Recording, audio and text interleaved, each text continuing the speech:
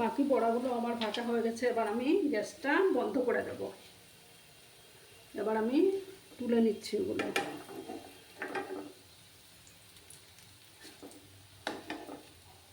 অনেক টাইম লাগে ওগুলোকে একদম ধিমে আঁচে ভাজতে হয়।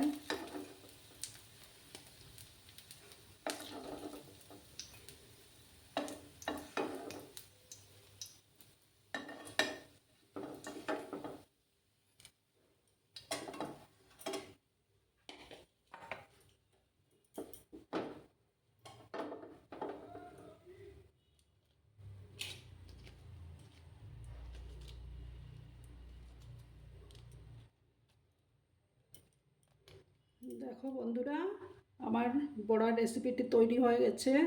তোমাদের কেমন লাগলো কমেন্ট করে অবশ্যই বলবে। তোমাদের সুন্দর সুন্দর কমেন্টগুলো পড়তে আমার খুবই ভালো লাগে। আজকে তাহলে আসি, অন্য আরেকদিন অন্য একটা ভিডিওর সাথে দেখা হবে। তোমরা সবাই খুব ভালো থেকো, সুস্থ থেকো। ধন্যবাদ।